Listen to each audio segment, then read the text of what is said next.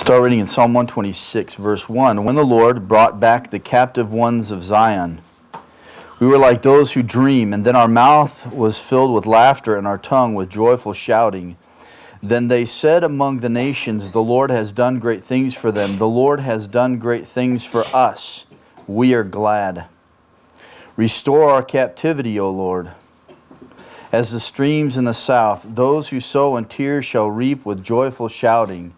He who goes to and fro weeping, carrying his bag of seed, shall indeed come again with a shout of joy, bringing his sheaves with him. Psalm 127, unless the Lord builds the house, they labor in vain who build it. Unless the Lord guards the city, the watchman keeps watch in vain. It is vain for you to rise up early, to retire late, to eat the bread of painful labors, for he gives to his beloved even in his sleep. Behold, children are a gift of the Lord. The fruit of the womb is a reward. Like arrows in the hand of a warrior, so are children of one's youth. How blessed is the man whose quiver is full of them. They will not be ashamed. And when they speak with their enemies in the gate. Psalm 128, how blessed is everyone who fears the Lord, who walks in his ways. When you shall eat of the fruit of your hands, you will be happy, and it will be well with you. Your wife shall be like a fruitful vine within your house, your children like olive plants around your table. Behold, for thus shall the man be blessed who fears the Lord. The Lord bless you from Zion, and may you see the prosperity of Jerusalem all the days of your life. Indeed, may you see your children's children. Peace be upon Israel. I broke last week to look at Proverbs chapter 4 in regards to Father's Day, and I suggested that we would continue on the theme of family, and we will do that this morning as we come to these three Psalms. And there is so much here, and all of a sudden pieces started falling into place for me, and so I decided I'm going to take all three of them at the same time. There is a context, and we'll look at this a little bit more in depth, but the context is Psalm 126. It sets the stage for the next two.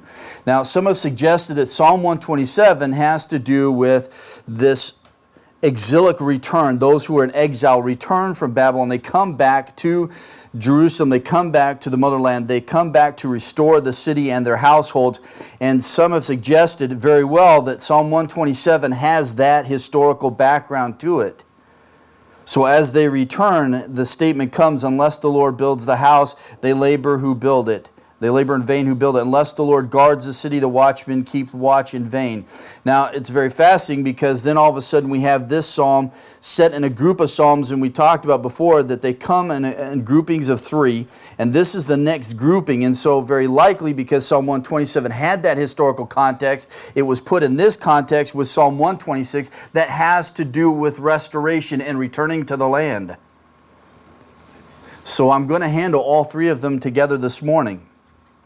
They have everything to do with the covenant of God. They have everything to do with walking in that covenant relationship with God, of raising your children and your household within that covenant relationship. That is the broad perspective as we come to these Psalms. But we will walk through them, and we will not get through all of the details of them, just for me to sort of set the groundwork and the framework for you this morning as we look at them. But we're dealing with family. And if I could plant some seeds in your mind before we come to this, we talked about the issue of family before, and I helped define it, and I want to take some thoughts a little bit further this morning. God has assigned a purpose for a family. There is a divine priority for family. When we look at the structure of how God has established society and everything else, there is a particular place for the family, and it is a crucial place. And Luther understood that when he came to Psalm 127, 128, and we'll talk about that in a moment, because he did something radical. We usually know him for the Reformation as far as turning the church back to Scriptures and justification by faith, but he did more than that. But God has assigned a purpose for the family, and that is to honor Him, to perpetuate faith and obedience. That is God's intent for the household. That is God's intent for us as Christian parents as we raise our children. That is the intent, to perpetuate faith and obedience in honor of God. As parents, we have no higher calling than to build our offspring's trust in God and to construct a solid foundation upon which they can do the same for their children and their children's children after them. And we have reference to the generations in Psalm 128 in verse 6. Indeed, may you see your children's children, peace be upon Israel. That there was going to be a legacy, an inheritance that was passed on. And we talked about that last Sunday in Proverbs 4.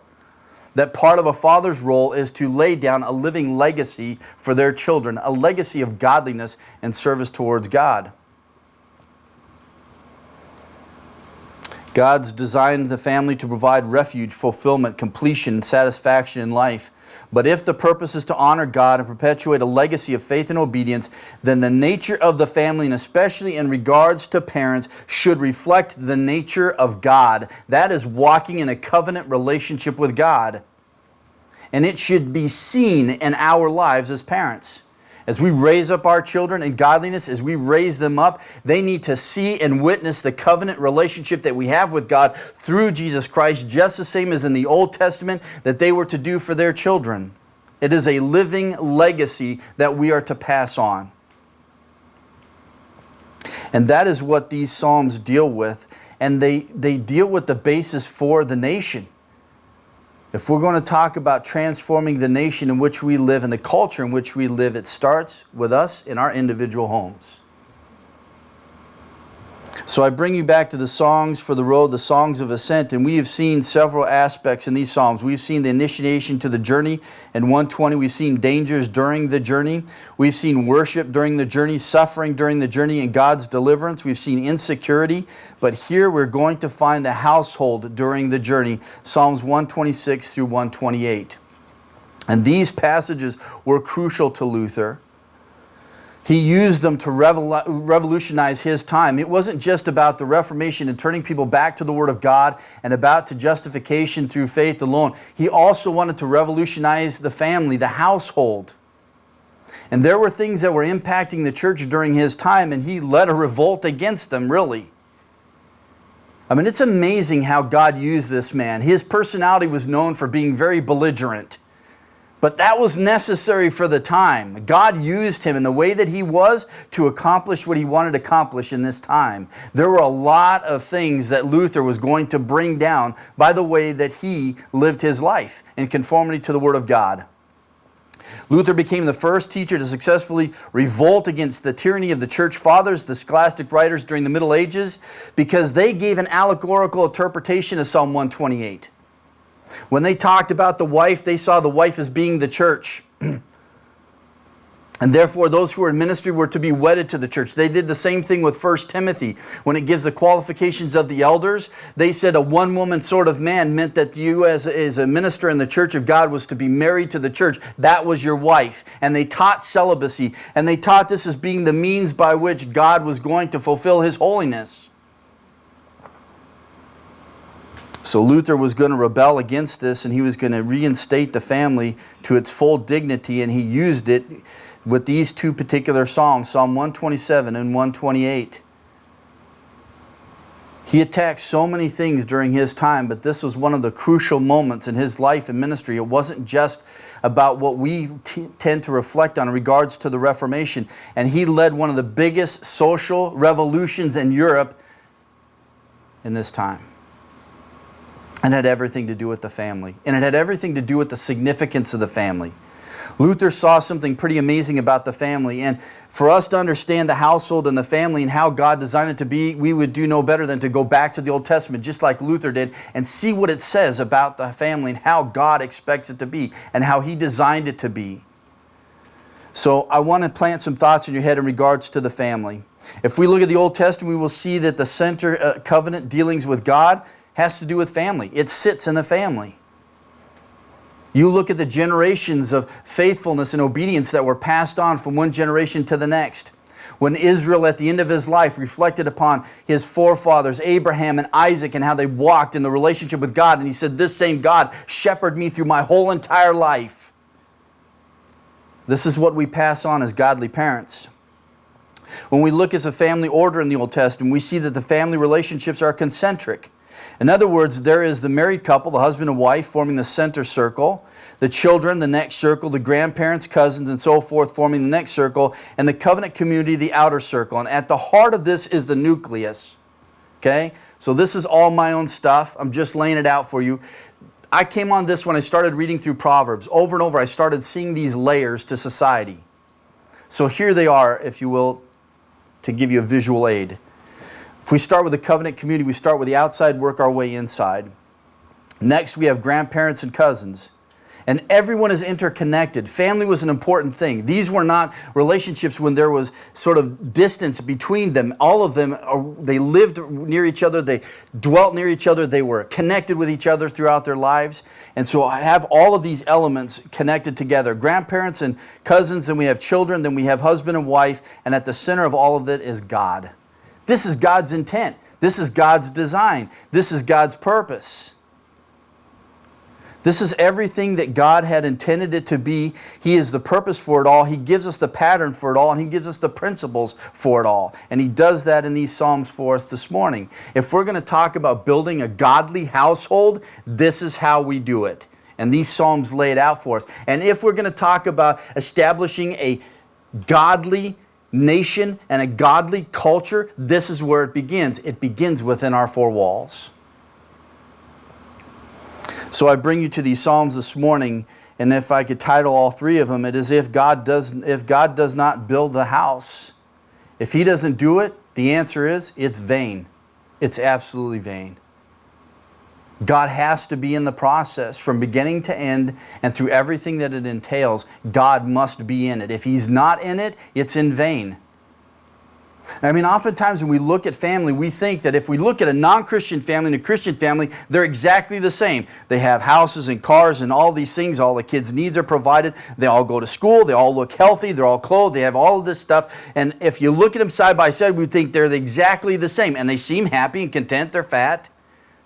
They're prosperous.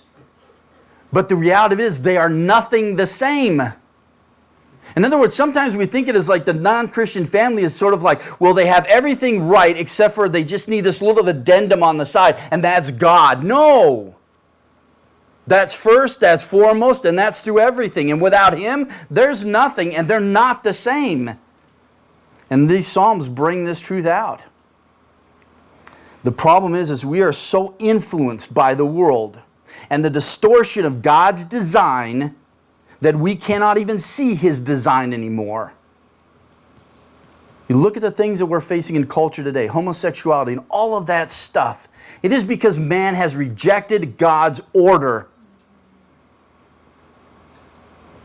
And we do this in the church. We are rejecting God's order, and we must continue to bring ourselves back to what was God's intent. It has never changed. When Jesus was pressed on the issue of marriage, where did He take him? Back to Genesis. When Paul was pressed on marriage, where did He take him? Back to Genesis. It's all the way back.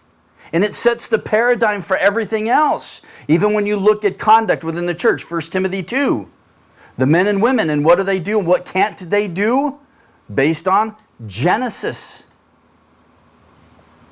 So I take you back to the early sections of Scripture to where Luther began to look at the issue of the family, 127 and 128, and he saw them in such a radical new way during his time. In Psalm 127, he treats both national and domestic life. He suggested in Psalm 128 was greater emphasis on home, matrimony, and the family. He saw the home and marriage as being the fountainhead of what good civil government hoped to be. Now think about this for a moment. Think about this. He saw that as a basis for national and government life. He says it starts in the home. Now think about that for a moment.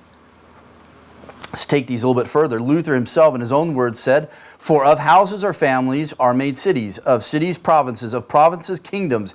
Household government then is with reason called the foundation of policy and political government, for if you destroy the one, the other cannot exist." I have said this over and over before, and this is the first time I've stumbled on Luther's statements, but I've said before that family life is the basis of all society. That is how God has designed it to be, and Luther understood this. He saw that the stability of society was the family, but more importantly, a godly family as the stability of society. If we don't care for our culture and where our country is going, the way that we fix that is to start with our homes. It's to start with our homes. It's where our children learn the respect for authority. They learn the respect for their elders. They learn to follow rules and guidelines. They realize there is a standard by which they are going to be held, and they are accountable to that. Luther saw the family that is, if you want to have an impact in the world, then you establish a solid home, and therefore the rest of the world can be based upon that. But we'll notice through all three of these Psalms, let's walk through them, they all have a single focus, and that is the Lord.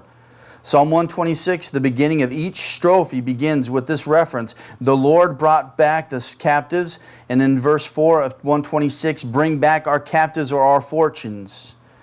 And both of them focusing on the relationship of the Lord. This twofold testimony in the first strophe of Psalm 126, the Lord has done great things, the Lord has done great things. Over and over through these three Psalms, as short as they are, the focus is on the Lord. He is at the center of everything. He is the one who is the primary active agent in all of this, and especially when it comes to the household. If the Lord does not build the house, those who labor do so in vain.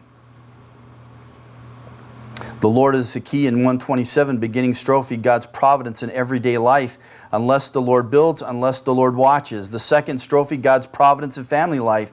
Behold, sons are a heritage from the Lord, and the fruit of the womb is a reward from Him. Now understand this. If we see in the term reward any kind of recompense for something that we do, we need to understand it in light of this context here.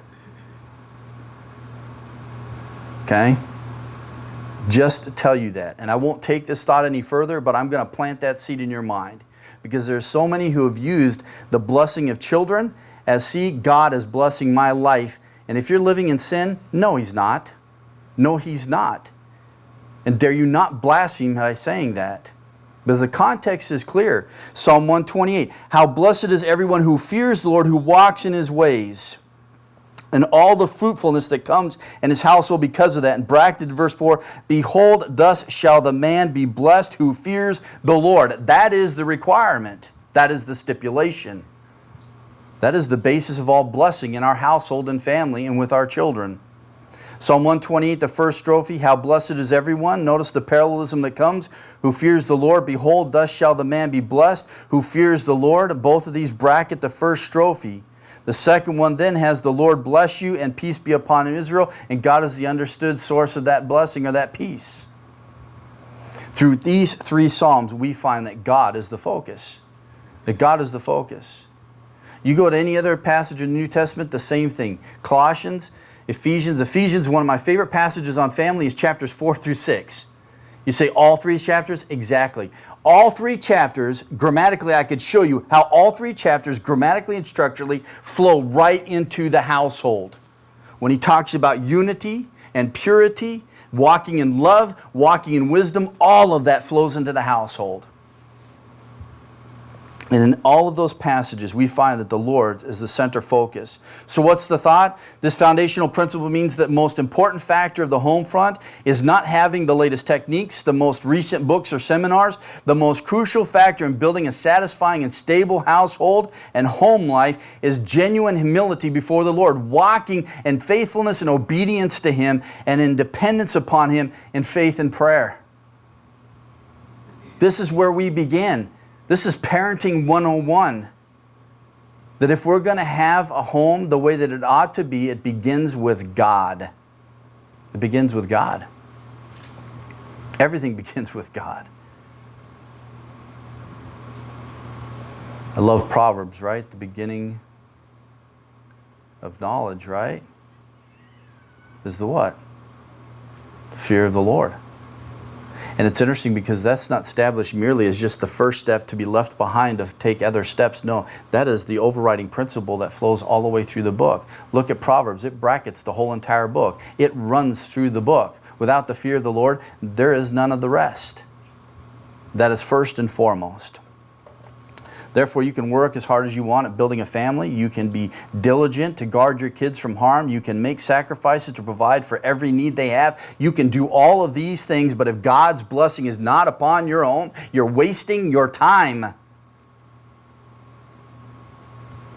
I mean, oftentimes we look at these non-Christian families, and I see them at soccer tournaments and all that, and they look happy, and they're doing all of this work and this effort and everything else. But the scriptures say that all of that is useless if God's not in it, because it has no enduring value. It does not last into eternity other than into condemnation, because the motivation is off, the basis is off, the reason is off, the goal is off. All of the drive that does everything is off because God's not in it. Satisfying hope then must be built upon acknowledging your inability and daily seeking the Lord's gracious blessing and guidance. We understand there's an absolute need for God's blessing in our families. There just is. Therefore, we need to pray. We need to pray. This is a lesson I've learned from my parents, is that, man, you as soon as you have kids, get on your knees and stay there until they're on their own, walking with the Lord and raising their own. Stay there. That is the most effective parenting skill we can have, is prayer and being on our knees. And this old German proverb says this: many children make many prayers. Many prayers bring much blessing. I have 6 kids. I got a lot of praying to do. And then when the grandkids come, you're going to keep on praying. Yeah? It doesn't end. Psalm 126, we have a backward look and a forward look. It's interesting because the backward look looks at this restoration that comes. Notice with me, when the Lord brought back the captive ones of Zion, we were like those who dream. Like our mouth was filled with laughter and our tongue was joyful shouting. Then there's this forward glance to this future restoration and a prayer. Restore our captivity, O Lord, as the streams in the south. So this is the exiles coming back from captivity. And this is the reference that comes in verse 1, is the fact that they are looking to this restoration. A literal translation is, when the Lord turned our turnings. So as the people look in reference to their coming back from Babylonian captivity, when God touched the Medo-Persian King Cyrus and he sent them back to repatriate the area and to rebuild the temple, and he made all of these provisions for them, this is what they are looking at. And this was a blessed time for them. Imagine all this time you're separated from the holy city, separated from Zion. Finally, you're back in its gates and you're standing there on these ruined streets and looking at everything that lays around you, and there's enjoyment and there's joy. You're back home again. You're at the place where God's Shekinah glory resided. This is the promised land.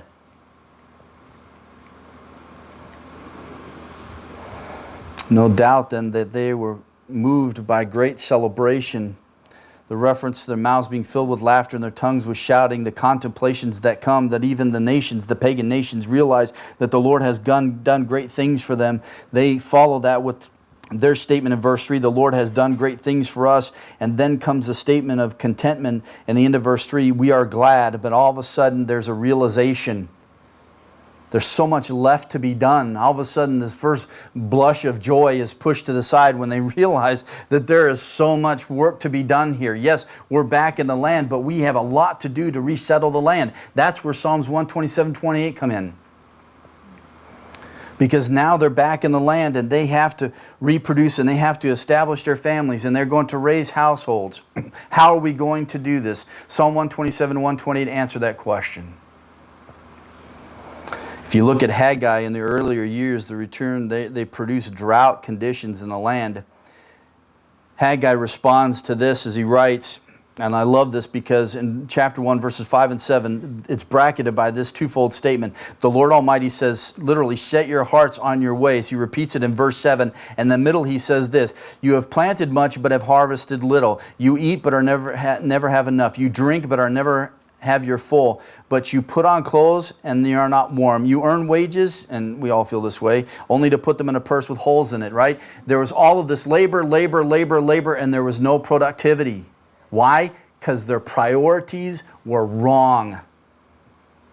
He confronts them right away in chapter 1 of Haggai. You are living in these nice paneled homes. Where's the Lord's house? It's still in ruins. You haven't built His house.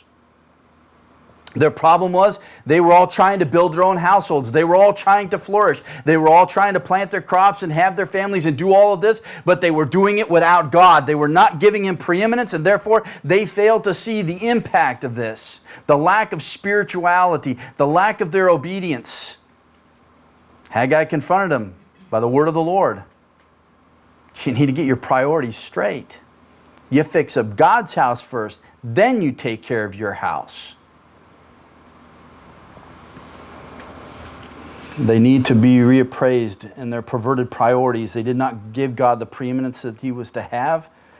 But the beauty of it, they were going to repent, and they did. They repented and turned to the Lord, and the Lord brought blessing. It's the great thing about God. He forgives. He forgives. We fail as parents all the time. All the time. But we take it to the Lord. We seek His forgiveness. He forgives us, and then we move on. Just keep moving on. The Lord was going to restore them, and He was going to bring back productivity, but they needed to understand the fact that it had to be done with the Lord. They beseeched the Lord. They pray for it in verse 4, that God would return their fortunes. And literally it's this: turn, O Lord, your turnings. In other words, in idiom, we'd say restore our fortunes, restore all that we had.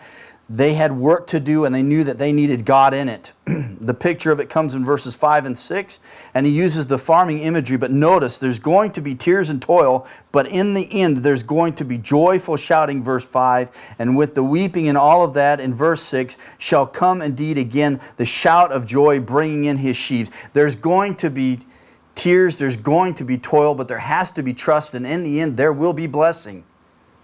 It's the same truth with parenting. There's going to be a lot of tears. There's going to be a lot of toil. You need to do it all in trust. And then just watch God as He does and as He builds the household. Psalm 127 then moves to talk about the issue of the household. And the twofold part is this, two strophes: the vanity of household management without God.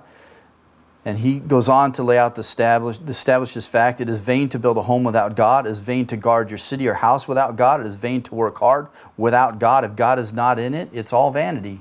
It's all done for naught. And then the second part, the second strophe, the vanity of raising children without God. Two things that are important here about this particular psalm.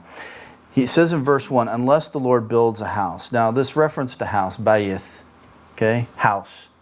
Okay, Bain is son. Bath is daughter. Bana is to build, and all of them are built off the same root. Now the term can be used in reference to building just the mere structure, or it can be used in reference to the building of the whole family as a whole and all the inner workings. That is how it's being used here, as we see in verses 3 through 5, as he talks about the issue of the children and so on. He's talking about the whole entirety of the household.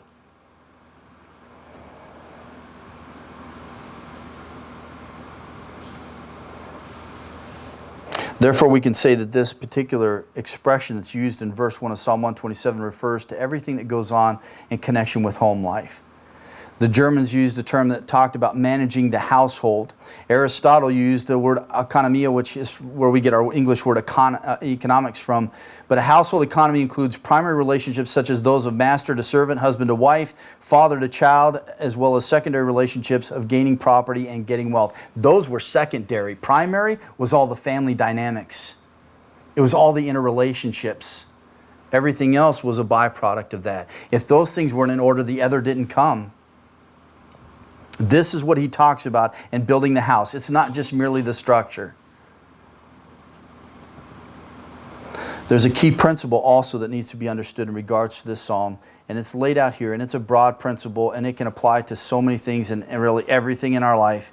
Anything you do, whether building a house, guarding a city, or working a job, is useless unless the Lord is in it from beginning to end. I mean, how many times do we do something and it's under our own ability? We go through the whole process, we do it, we don't even give God a thought through the whole entire thing, and at the very end of it, we give God a little tip of the hat. That's not what he's talking about here. This is God's in it from beginning to end, all the way through it. And everything that you do is guided and driven by God and His standard, His guideline, His word. Everything that we do to build our households must be driven by God. Normally we assume that if we put forth the effort and we work hard, it's going to turn out well, right? I mean, that's the American dream. Anyone can be whatever he or she wants to. All they have to do is work hard. Throw yourself into it. It's about the effort. But let me give you a little clue about this particular psalm. It teaches us this: effort in and of itself does not guarantee success, nor a satisfying or stable household. Effort is not enough. Proverbs says that zeal without knowledge, it's a dangerous thing. You can do, but if God is not in it, it's all empty. You're expending energy for nothing. You might as well not go to work.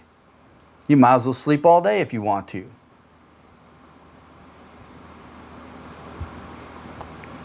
This is the problem where the American dream infiltrates the church.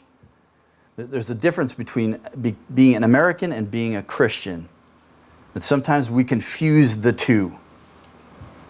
And we do the same thing with the idea of household and family and everything else.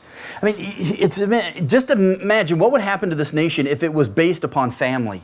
If government was run like family. If churches, and we do this, we reverse the order. We take from the world and bring in the church. So you run church like a business, or we run it like our government. And we do that. We bring politics all the time into church, especially when we talk about leadership and everything. Well, I think we ought to vote on everything, right? We want to be democratic. We want to have this kind of system, that kind of system. We bring it in. We reverse the order. We mess up the church. You look at the requirement of elders. What is the first thing that he requires of elders, deacons, or anyone in leadership? It is family relationship.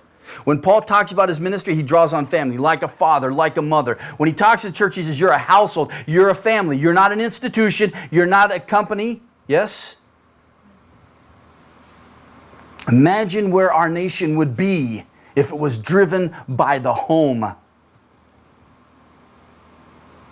Imagine where society would be if it was driven by the home. Imagine if all of us were compelled, like Luther, to take our wives and to raise up a godly household for the rest of the world to see as a model. Luther's students said they learned more from Luther sitting at the dinner table in his home with his family than they did in the classroom. Tells you something about his life. The house God builds, it is stable. This is brought out in the statements, unless the Lord does this in the two conditional clauses, and it moves us to the positive affirmation that if God's not in it, there's nothing going to happen, but if He's in it, it is stable. You can build your family having children, but if God is not in it, it's a vain thing. It's a vain thing. Unless you commit your home to God and trust in Him, and you can build a nice house, but money, you can buy a home and family that nothing's going to endure. Ultimately, if it does not glorify God, it doesn't last. It's worthless. And there are countless couples in our country, in our nation today, who are trying to build a family without God. And they're looking to the church to say, what is the example? What are we showing them? We're just like a mirror, and all we do is reflect back at them themselves. Not only is the house the Lord builds, not only is it stable, it's also secure. Unless the Lord watches, you stand guard in vain. I can lock all my doors and windows, but you know what's amazing about that is though I lock all my doors and windows, I go around and check the house every night before I go to bed. I check on the kids, make sure they're all right. My wife wants to make sure all the windows are closed, so no one puts a ladder up and takes them in the middle of the night. I do all that, but guess what? I sleep like a baby. Why? Because God's watching. God's watching my household. I can rest in peace. I have nothing to fear. And not only that, I know that God sustains this household. Notice what he says. Verse 2, it is vain for you to rise up early, to retire late. Know what that is? The early part, occasionally. You can eat bread of painful labors, for He gives to His beloved even in his sleep. It's vain to do all these things. It's vain to rise early. It's vain to stay up late. It's vain to toil over food. Why? Because those who are God's, God provides even while they're sleeping. I can get up, the early bird catches the worm, right? I can get up super early in the morning, make sure I beat everyone, make sure I beat traffic, get all the way to my job. I can work till late hours at night, but if God's on in it, it's vain. It's vain. But the great thing about walking in a relationship with God is He's the great provider. He is the sustainer of this household. As my oldest son says, we're not poor, we're provided for. I can sleep at night, wake up the next morning, and there's food on the front doorstep. And that's happened so many times. That's our God. And if He's in it, it happens. If He's not in it, right, it's all empty. The family God builds, the children are to be a heritage. You can walk through this passage. We all know it. The children are reward. The children are a source of blessing in our life. They are, absolutely. Take every moment with them. Man, so many times, dads, we're so busy doing the dad thing, we forget to do the dad thing. Be with our kids, right? They like to hang out with us. And you can even hang out when you're working. They don't mind being around. This is one of the things I did early on. I made sure that there was not a lock on my office door so that the kids could access me all the time. Now, I don't have an office, and I sit on the living room couch all day long, and that's my office, and they can find me any time of the day. Now, if they come with a ridiculous question, yeah, I'm going to tell them later, or go ask your mom, I got to work. But you understand, you got to be accessible, and then take some time to be with them. David Livingstone learned this lesson late in life. Great pioneer missionary wrote this letter to a friend. He says, I hope you are playing with your children, and looking back, I have one regret. That is that I did not feel it my duty to play with my children as much as to teach the natives. See, ministry is always more important, man. I worked very hard at that and was tired out at night. Now I have none to play with. So my good friend, play while you may. They will soon be no longer bairns or little ones. They're not always going to be around. They're not always going to be there for you to spend that time with them. So often we think we're doing the important thing when the important thing is being with our kids. It used to drive me nuts in Russia because, they kept wanting to do these conferences all the time and pastors' meetings, and I had to be all these brothers' meetings, everything else. And I finally told them, look, if you're going to resolve something, I'll show up. But until then, I'm not coming. I'm going to be here with my wife and kids. I'm not driving all the way to the other side of the city just to sit and talk about the same old thing we did the last 10 times and still not resolve it. It's not going to happen, so I didn't go. Sometimes we have to make those decisions. It's about priorities, and they must be a priority in our lives. This isn't saying you don't work. This isn't saying that you don't have to labor. Yes, we have to labor. Yes, we have to toil. No, you can't have every moment of every single day with them. But make sure you have moments with them. If we're going to fulfill Proverbs 4, we need to do that. We need to do that. The godly household, Psalm 128, and you can go through this on your own, but just to lay it out for you, the first few verses, he's going to lay the foundation of a godly household. First, there needs to be faith in God, Psalm 127:1, and he's going to pick up on this in this particular psalm as he talks about the fact that there needs to be a fear of God in the household. Notice how it brackets this first strophe in verse 1, verse 4. How blessed is everyone who fears the Lord. Behold, thus shall the man be blessed who fears the Lord. Fear God. Fear God. Without reverence and fear of God, there is no godly household. There just isn't. And I'll just tell you, we like reverence, and so I put reverence in here. Unless you reverence and fear the Lord, unless you teach this to your children and so on, revere the Lord. I prefer to stick with fear. Go back to Mount Sinai, Exodus chapter 20, right? People were terrified. And Moses tells them, God did this so that the fear of God will keep you from sinning.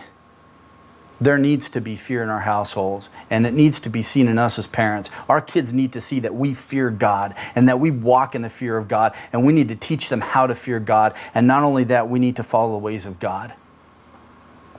Notice the second line of verse 1. Who walks in his ways. It's just a simple statement, but basically it's talking about obedience to the Lord. Our kids need to know that we love God.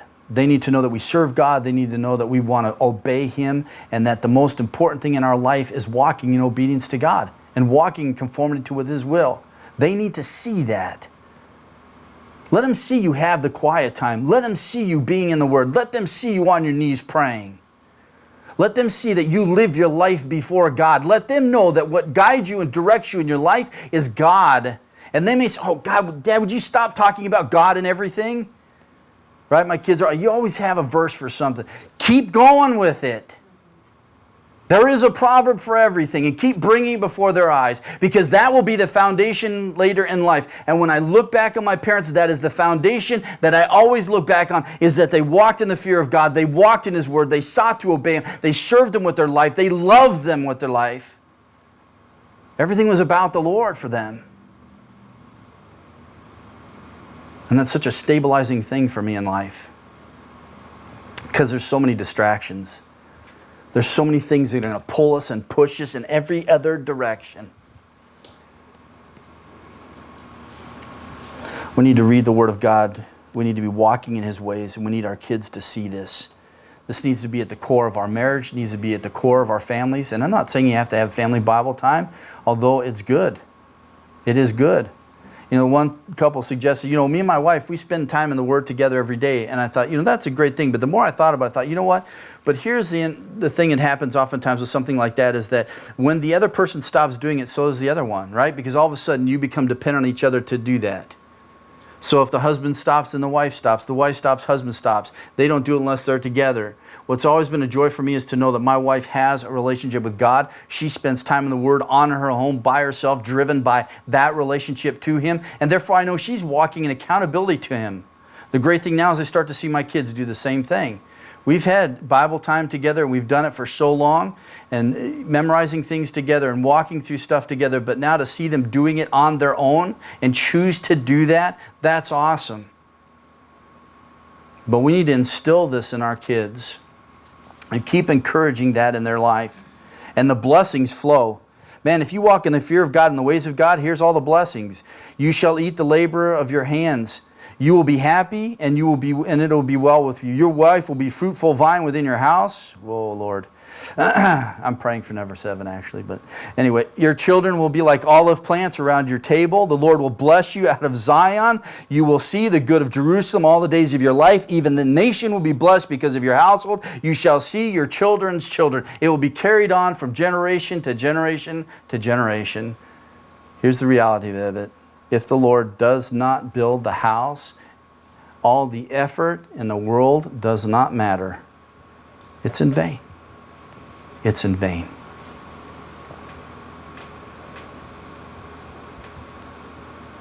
Let me give you this word of encouragement because, you know, oftentimes we realize, we fail to realize we live in a sinful world and not everything is so perfect. We have the principles and we know what the paradigm is, but oftentimes it's not always reflected. Sometimes our homes look different. Sometimes you have 2 unbelievers come together, and then you have one come to Christ. Now you have a believer and an unbeliever. Here's what the amazing thing about that is, that home can still be blessed as long as there's a believer there and they walk in the fear of God and in His ways. It can still be blessed. 1 Corinthians chapter 7. Yes? That the believing member can bring sanctification to the home. So you can look at your life and say, well, I don't have all of these elements, so therefore I don't fit in the paradigm that God has established. My house is a failure. It's not. It's not. But I will say this in every way you possibly can. Return yourself to God's order. And constantly keep that order before you, because here's the reality of it. It has never changed. From day one, God's design is still the same. The problem with it is us. It's us. If we want to change the nation, we want to change our country, we need to start with our households. Look in their 4 walls and ask, are we allowing the Lord to build this household? May God help us as we seek to walk in His will, and as we seek to build up godly households, and as we seek to impact the world around us, may we do it centered upon God.